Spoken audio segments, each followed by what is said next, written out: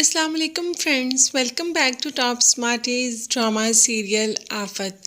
वरीशा की जो नेचर है, कितनी देर तक अपनी नेचर को सबसे छुपा सकती है।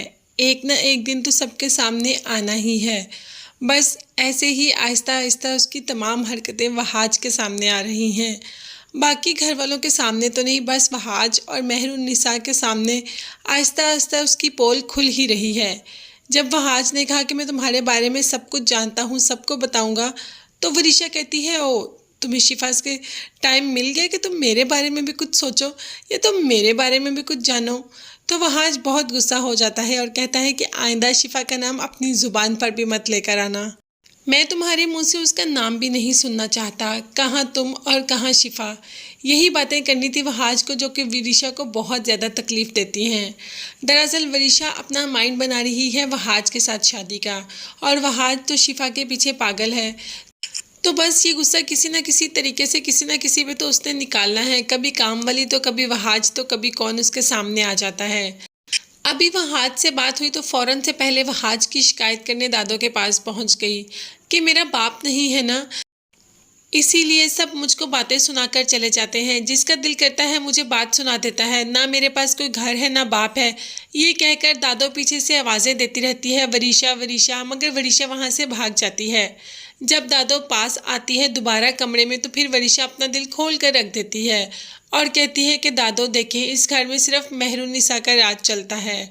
मेहरुन्निसा चची इस पूरे घर को अपने हिसाब से कंट्रोल करती हैं। आपका भी इस घर में कोई अमल दखल नहीं। आप जितना भी कह लें, वहाज मेरे से बदतमीज़ी करने से बाज नहीं आ सकता।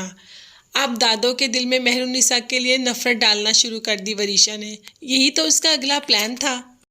मेहरुन्निसा और शीरी शिफा के लिए शॉपिंग कर कर आई तो बहुत खुश थी। सबको शॉपिंग दिखा रही हैं और साथ बहुत अच्छे मूड में सब बैठे, के ऊपर से दादो भी आ जाती है वरीशा के साथ। जब कहती है मेहरुन्निसा की, बीजान देखें मैंने कोई कोताही तो नहीं की, हर चीज़ ठीक है ना, तो बीजान बोल देती हैं कि अपनी बहू के मामले में तुमने कोई भी कोताही नहीं की, हर चीज़ ठीक है, मगर वरीशा के मामले में तुमने बहुत ज़्यादा कोताही की।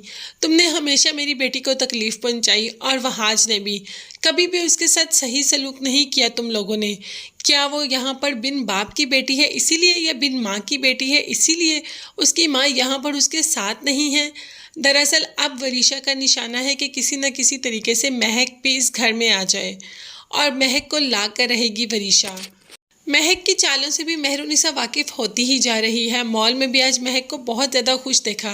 जब इतनी ज़्यादा दुखी है, शौहर इतना जुल्म करता है, तो इतनी खुश कैसे हो सकती है। शीरी के साथ बस बात करती है। शीरी और मेहरुन्निसा दोनों ही परेशान थी। अब उन्हें शायद समझ आ रही है कि वरीशा ये सारी हरकतें क्यों कर रही है। वरीशा ये सब कुछ मेहरुन्निसा को घर लाने के लिए कर रही है। बल्कि मेहरुन्निसा ने तो महमूद से भी कह दिया कि अब मेरे और मेरी बेटी के मामले में आने की ज़रूरत नहीं, मैं खुद ही अपनी बेटी को हैंडल कर लूँगी। तो क्या वाकई ही महक अपनी बेटी को हैंडल कर लेगी? वाकई ही उसे महमूद की ज़रूरत नहीं?